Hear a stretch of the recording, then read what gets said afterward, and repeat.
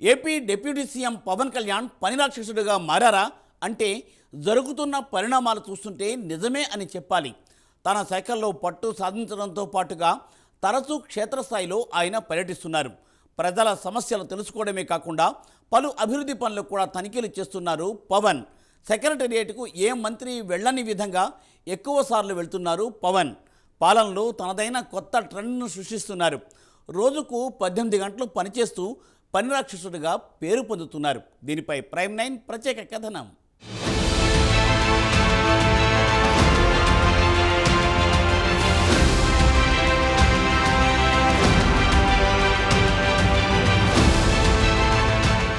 Party స్థాపన నుంచి జనసేనాని పవన్ కళ్యాణ్ తనదైన శైలిలో ముందుకు పోతున్నారు. ప్రజాప్రతినిధి అంటే ప్రజలతో మమేకమై వారి సమస్యలు తీర్చడం. రాజకీయాలకే సరికొత్త నిర్వచనం ఇచ్చిన పవన్ కళ్యాణ్ పాలనలోనూ తనదైన ట్రెండ్ సృష్టిస్తున్నారు. తరచూ క్షేత్రస్థాయిలో పర్యటనలు జరుపుతున్నారు. తన శాఖకు చెందిన అభివృద్ధి పనులను తనిఖీ చేస్తున్నారు. మునుపెన్నడూ ఏ మంత్రి చేయని పనులు చేస్తున్నారు పవన్ కళ్యాణ్. మరోవైపు సినిమాల షూటింగ్ సైతం వాయిదా వేసుకున్నారు. రాజకీయాలకు పనికిరాడని హేళన చేశారు ప్రత్యర్థులు. అసెంబ్లీ గేటు కూడా తాకలేడని సవాళ్లు చేశారు.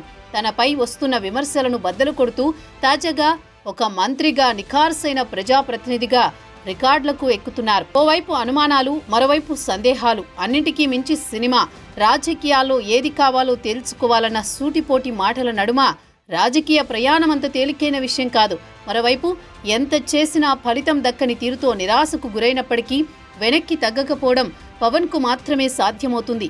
పార్టీ పెట్టిన తర్వాత ప్రత్యక్ష ఎన్నికల్లో పోటీ చేసిన తొలిసారి ఘోరమైన ఓటమి చవిచూశారు పవన్ కళ్యాణ్. మరో ఏ నేతైనా ఇలాంటి పరిస్థితికి రాజకీయాలు వదిలి పారిపోయేవాళ్ళు. కానీ అక్కడ ఉంది పవన్ కళ్యాణ్, కమిట్మెంట్ గల నాయకుడు. అందుకే ఎన్ని ఒడిదుడుకులు ఎదురైనా నిలబడ్డారు, కలబడ్డారు, పోటీ పడ్డారు, గెలుపొందారు.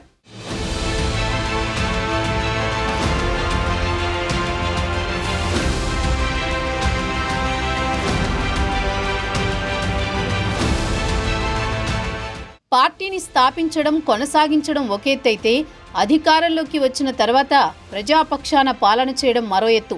ఎన్నో అవమానాలు, అనుమానాలు నడుమ 2024 ఎన్నికల్లో 100% స్ట్రైక్ రేట్తో తెలుగు రాజకీయాల్లోనే కాదు, దేశ రాజకీయాల్లోనే శక్తివంతమైన నేతగా ఎదిగారు. ఒకే ఒక్క విజయం పవన్ కళ్యాణ్ స్థాయిని పూర్తిగా మార్చేసింది.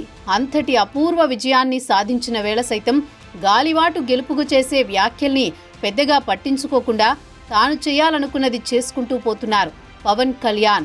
ఇప్పుడు ఆయన విషయంలో ఎవరికీ ఎలాంటి సందేహాల్లేని స్థాయికి చేరిపోయారని చెప్పాలి. సినీ నటులకు రాజకీయం వంటబట్టదని, ఒకవేళ గ్లామర్తో ఎన్నికల్లో విజయం సాధించినా పాలనతో ప్రజల మన్ననలు పొందడం అంత ఈజీ కాదనే వ్యాఖ్యలకు చేతలతో బదులిచ్చేశారు పవన్ కళ్యాణ్. ఏపీ డిప్యూటీ సీఎంగా బాధ్యతలు స్వీకరించిన రోజున పవన్ పనితీరు మీద ఎవరికీ ఎలాంటి అంచనాలు లేవు. మరో డిప్యూటీ సీఎంగానే అందరూ భావించారు. కానీ డిప్యూటీ సీఎం బాధ్యతలు చేపట్టిన మొదటి రోజునే 10 గంటల పాటు తన శాఖకు సంబంధించిన అధికారులతో రివ్యూ చేసిన వేళ మొదటిసారి ఆయనలోని లోతు పంచాయతీరాజ్, అటవీ శాఖ అధికారులతో పాటు గ్రామీణాభివృద్ధి శాఖ అధికారులకు బాగా అర్థమైందని రాజకీయ విశ్లేషకులు అంటున్నారు.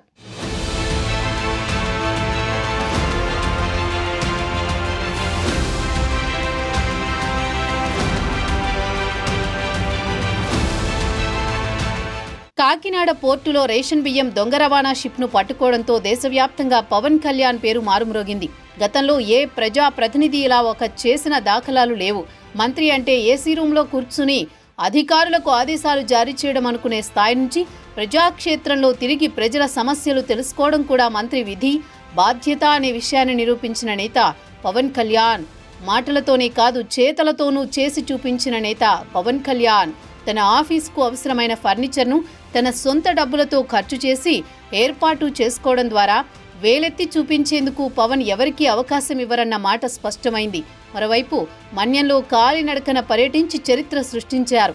ఎన్నో ఏళ్లుగా సరైన రోడ్డు మార్గం లేని గిరిజన గ్రామాలకు రోడ్లు వేయించడంతో పాటు ఆ కార్యక్రమాన్ని తనిఖీలు కూడా చేయడంతో పవన్లోని నిజమైన ప్రజాప్రతినిధి బయటపడ్డారని రాజకీయ విశ్లేషకులు చెబుతున్నారు. ఇంకోవైపు తన శాఖకు చెందిన అధికారిపై వైసీపీ నేతలు దాడులు చేసి గాయాల పాలు చేస్తే వెంటనే వెళ్లి పరామర్శించి ధైర్యం చెప్పడం అందరినీ ఆశ్చర్యానికి గురిచేస్తుందని విశ్లేషకులు అంటున్నారు.